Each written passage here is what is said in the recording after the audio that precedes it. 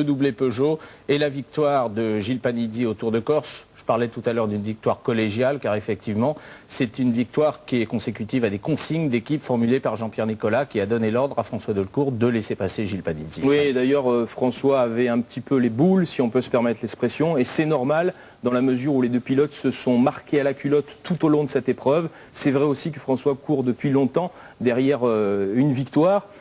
Il est également vrai que Gilles Panizzi avait faim et avait envie d'obtenir, après 6 mois d'absence dans le championnat du monde, une victoire méritée également. Et donc, eh bien, on peut dire que c'est, comme vous le disiez Eric tout à l'heure, une victoire collégiale et en tout cas une belle preuve de maturité, une belle preuve de compétitivité de la part des deux Français de chez Peugeot. Grenoble, il faut le souligner, termine à la 5e place, et puis de la part de toute l'écurie qui prouve ici qu'elle est au niveau international et en mesure de remporter un championnat. Voilà, retour complet donc sur un rallye qui a porté Peugeot au pouvoir, qui a permis à Grenoble de garder la tête du championnat du monde des conducteurs, et un rallye dans lequel il y a eu pas mal d'autres choses, notamment des grosses sorties de route, un rallye véritablement passionnant. Regardez.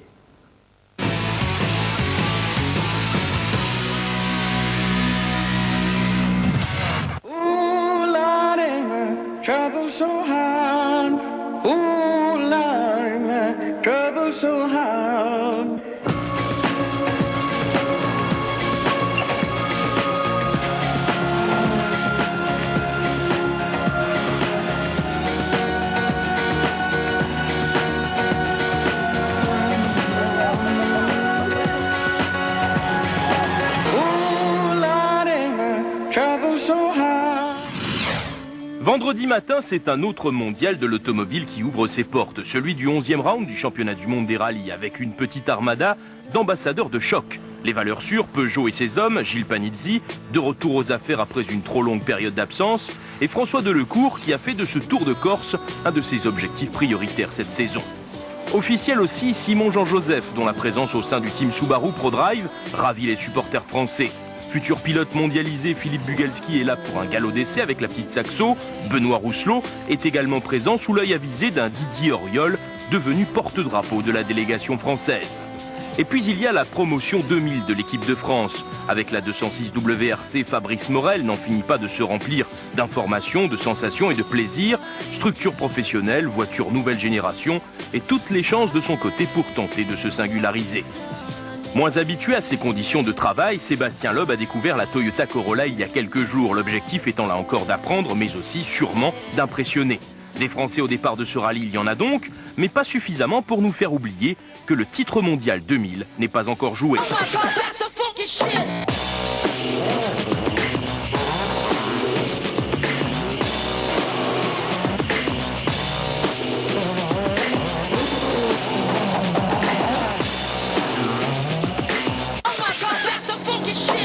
Premier chrono, meilleur temps pour Richard Burns. Et pourtant, pas de quoi tirer de conclusion prématurée. Car il est sûr que les tricolores, pour leur épreuve emblématique, préparent un coup de force. Et il ne faut attendre que quelques minutes, en fait, à l'arrivée des 30 km de l'Opigna, pour comprendre de quoi sera fait l'essentiel de ce premier jour. La bagarre pour la tête de la course devient alors très vite chasse gardée des Peugeot. François Delcourt s'offre le scratch dans la 3e spéciale. Panizzi est le plus rapide sur tous les autres secteurs chrono de cette journée d'ouverture. La lutte se déroule à coups de dixièmes de seconde, et si c'est Gilles qui prend l'avantage, c'est au prix d'un superbe effort et d'une motivation sans faille, car François ne perd sur la route que le strict minimum. La preuve. 120 tard, plus gauche 110, dans le 90 bon. Plus gauche à fond long, dans 30 mètres, dans 80 tard bref. Dans 30 mètres, dans 80 tard bref. Tu passes assez vite là, tu 75 mètres. Dans 80 bon, dans 80 bon. 75 mètres. Le 95 bon tard. Le 95 bon tard. Et pendant que les solistes de chez Peugeot entament un refrain sans altération à la clé, c'est Mitsubishi qui déchante. Freddy Loax est au fond du trou, dès le premier virage de la première spéciale, moins d'1 kilomètre au compteur, et le jeune Flamand nous joue la mort du cygne. Pas de blessés dans cette mésaventure, et le pilote lui-même reconnaît son erreur. Le premier virage, on a raté, on a fait tout droit et on était un petit peu plus bas. Qu'est-ce qui se passe dans ces cas-là dans la tête? Bah, ça arrive, écoute, on était parti vraiment avec l'idée, on va aller à bloc et bien sûr, à ce moment-là, tu peux faire des accidents. Derrière les Peugeot, ce sont les Ford qui impressionnent encore ces premiers kilomètres. Carlos Sainz, en chef de file, a retrouvé du mordant après sa victoire au rallye de Chypre, il y a 15 jours. Colin McRae est lui pas vraiment largué, mais pas non plus dans la forme des grands tours de Corse qu'il a pu s'offrir. Et le troisième larron, Piero Liatti, pigiste de luxe pour la Corse et le San Remo, est très loin de son niveau de performance habituel. Problème de boîte de vitesse et tête à queue en début de parcours en sont l'explication. L'impression de cette première moitié d'étape est donc vérifiée, avec une poignée de secondes entre les pilotes de pointe. Le caractère de ce sprint insulaire ne s'affirme que par nuance. Mais le fait de partir en 11e position, on a des routes qui sont très sales, très dégradées par les trajectoires que prennent les premiers. C'est pas toujours évident, il y a des courbes que j'ai dû rétrograder par rapport à la vitesse que j'aurais pu passer si tu es plus devant.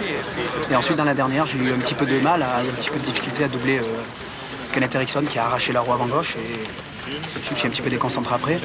J'ai touché un muret à l'avant droit, j'ai pensé avoir crevé. J'ai le temps de me remettre en confiance, je suis reparti en fait. J'ai quand même réalisé le meilleur temps. C'est assez exceptionnel. Quid alors des leaders du championnat, pas vraiment à leur aise depuis le début de cette journée. Richard Byrne, certes, s'est adjugé un meilleur temps, en surprenant tout le monde à l'heure du petit déjeuner, mais il a navigué ensuite dans le sillage des plus rapides. Et que dire du leader du championnat, Marcus Gronholm? On s'y attendait, c'est vrai. Sa méconnaissance du terrain, son manque d'habitude de l'asphalte, n'en faisait pas le favori de cette manche avant le départ. Mais des problèmes de frein sont venus alourdir son bilan en tout début de journée, si bien qu'il est presque systématiquement devancé par Simon Jean-Joseph, dont les performances sont à souligner. Il connaît bien l'Impreza, c'est vrai, et l'asphalte, mais la mise à niveau nécessaire sur un rallye de championnat du monde semble ne pas lui poser de véritables problèmes. D'ailleurs, il rivalise avec une référence, Tommy Mäkinen, dont les aptitudes sur route goudronnée ne sont plus à démontrer. Et même si le champion en titre doit à présent assurer des points aux constructeurs, à cause de l'abandon de l'Oax, il pointe systématiquement à la suite des Ford et des Peugeot. Chez Seat, les pilotes ont très vite compris qu'il sera difficile de tirer leur épingle du jeu. C'est la première course typée asphalte de la Cordoba Evolution 3 qui trouve vite ses limites sur la terre. Ce sont les différentiels qui déclarent forfait. Là, c'est le moteur qui manque de puissance et montre des signes de faiblesse. 6 fois vainqueur en Corse, Didier Auriol est régulièrement présent parmi les 10 premiers en spécial, sans pouvoir prétendre à mieux. Quant à Tony Gardemeister, il est régulièrement devancé par le Français, même si pour sa première fois ici, ses prestations sont très honorables. Plus délicate encore la situation des Hyundai qui ont ajouté un mot à leur dictionnaire anglais-français, frustration. C'est d'abord Kenneth Eriksson qui l'épelle, dès la deuxième spéciale du rallye, abandon, train arrière cassé après une touchette. C'est ensuite Alistair McRae qui en découvre la lourde signification. Problème de boîte de vitesse, puis de comportement qui rendent l'accent particulièrement aigu à piloter.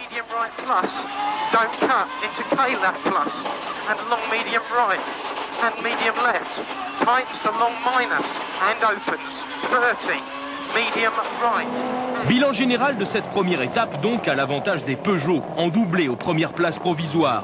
Elles se sont adjugées 5 des 6 temps scratch de la journée, une poignée de secondes les sépare et l'impression générale leur donne un certain avantage, même s'il faudra rester vigilant.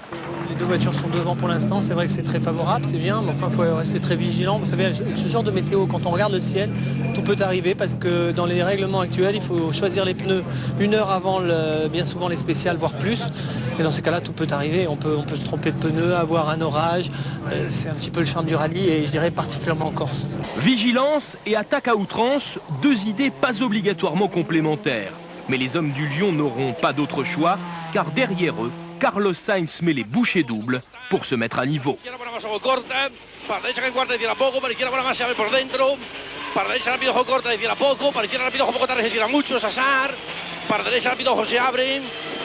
Para el principio en quinta, izquierda rasante, abrir, si quiere buena más tarde, se cierra más y se abre. Abrirse, 1, rasante, izquierda rápida, menos se tira poco a fondo, 1, izquierda derecha rápida, acaba rápido, ojo corta en sexta, ras, para 1, izquierda buena más ojo, se tira poco y ras, para derecha calenta, se tira poco, Sasar, para izquierda que corta, sucia, se cierra, para 1 corto, derecha acá, se tira poco y no cortar. Au soir de la première étape et malgré tous les efforts de Carlos Sainz, les Peugeot sont aux meilleures places. Panizzi en tête, 6 secondes devant Delecourt. L'Espagnol est 3e à près de 17 secondes. Il est suivi de Burns, Macré, Mäkinen et Jean-Joseph. Mais déjà, seuls les 3 premiers semblent être encore en mesure de se disputer la victoire. La deuxième journée du rallye est à cette image, rien de bien nouveau en dehors de la superbe explication qui oppose les 206. À force de repousser les limites, les Français finissent rapidement par larguer tout le monde, même Carlos Sainz, qui d'un coup prend une quinzaine de secondes et se retrouve à près d'une demi-minute de la référence. Chez Ford, on ne compte d'ailleurs plus que sur Carlos Sainz, car dans la 10e spéciale du rallye, Macré est sorti, les images sont impressionnantes, la voiture détruite mais l'équipage indemne, même si Colin est resté bloqué dans son habitacle une bonne dizaine de minutes. En 4e position donc, à plus d'une minute de Carlos Sainz et sans grosse menace sur ses arrières, Richard Burns doit penser maintenant à gérer sa position. Il faut limiter les dégâts, car l'Espagnol risque encore de lui prendre des points importants dans le cadre du championnat du monde. Bref, rien de bien nouveau ce samedi, pas de véritable coup de théâtre dans le déroulement de ce Tour de Corse. Mais petit à petit, tout de même, une belle histoire est en train de s'écrire, celle des jeunes de l'équipe de France. Au fil des spéciales, la confiance grandit et les classements sont très loin d'être ridicules. Sébastien Loeb est 10e, Fabrice Morel 12e et Benoît Rousselot occupe la 14e place et la tête des 2 roues motrices. Côté groupe N, Manfred Stoll mène toujours les débats devant Gustavo Trelles et le pilote local Jean-Marc Santoni qui occupe pour sa part la 3e place.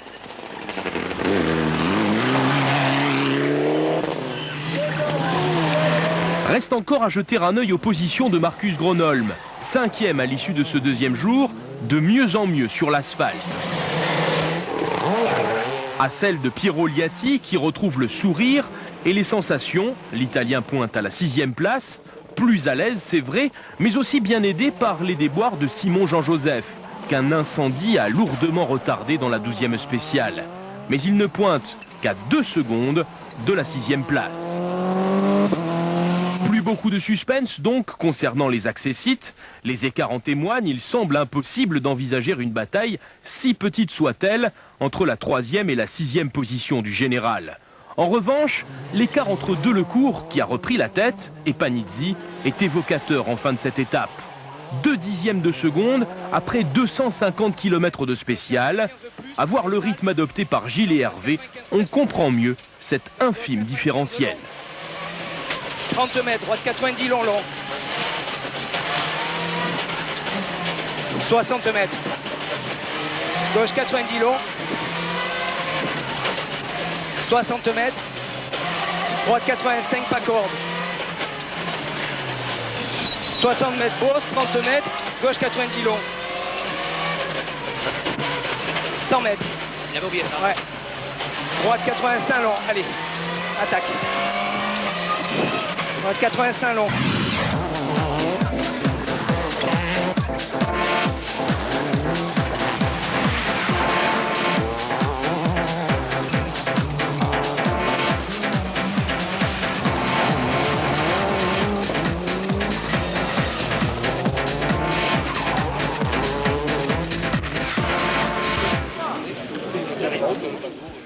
La 3e étape s'ouvre sur un coup de théâtre. Tommi Mäkinen, sûrement lassé de subir les événements au volant d'une Mitsubishi en fin de règne, a peut-être tenté quelque chose sur les routes grasses de ce début de journée. Bilan, une sortie de route et un abandon pour le Finlandais.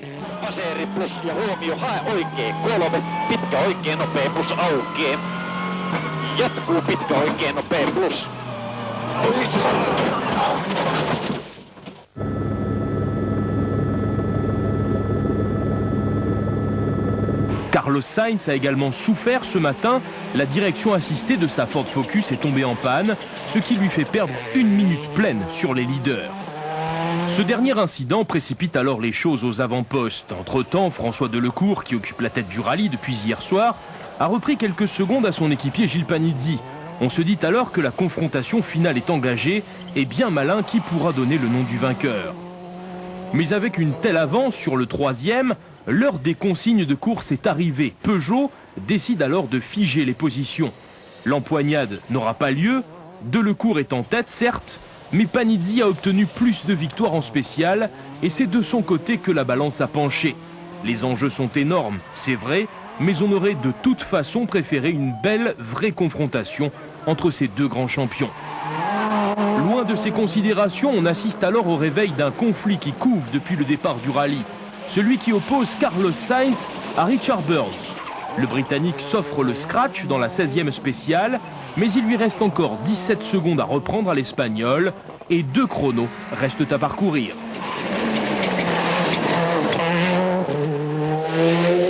Parmi les 10 premiers, dès lors, plus rien ne bouge, ce qui permet de saluer à leur juste valeur les performances de Sébastien Loeb et Fabrice Morel, 9e et 10e à l'arrivée. Devant eux, le parrain, Didier Auriol, qui doit attendre avec impatience des nouvelles de sa saison prochaine, car la frustration a ses limites. 7e à la porte des points, Simon Jean-Joseph a connu beaucoup de problèmes lors de cette 11e manche mondiale, en espérant que cette expérience débouchera sur un contrat ferme. À la 6e place, c'est Piero Liatti qui remplit son contrat pour Ford, malgré un début d'épreuve ralenti par des problèmes mécaniques. 5e, Marcus Gronholm. Heureusement qu'il n'aime pas l'asphalte car il aurait pu finir sur le podium. Le Finlandais s'est en plus offert un temps scratch, son premier sur le goudron, lors de cette dernière étape. Richard Burns limite la casse en se classant à la 4e place, sans conviction au terme d'un rallye en demi-teinte. Il lui en aurait fallu plus pour reprendre la tête du championnat.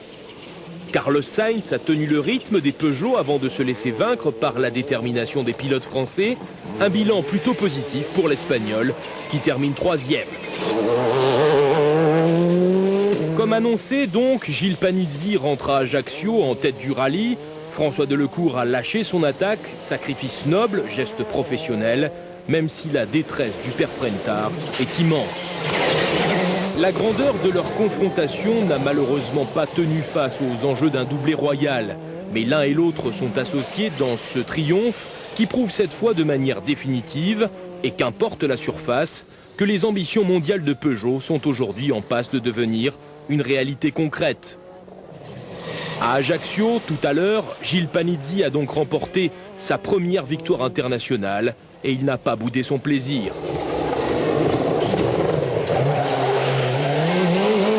J'ai eu un petit peu de mal en tout début de rallye. Et puis petit à petit, c'est vrai que j'ai trouvé rapidement le rythme. Et j'étais très content parce qu'on a pu réaliser des performances aussi bien sur le sec que sur le mouillé. Et donc c'est vraiment super pour moi, pour l'année prochaine, pour cette première victoire qui arrive vraiment à un moment très important de ma carrière peut-être. Voilà donc la conclusion de cette 11e manche du championnat du monde. Elle apporte un enseignement supplémentaire à quelques semaines de la fin du calendrier. Le championnat est plus ouvert que jamais et il se disputera jusqu'aux dernières limites.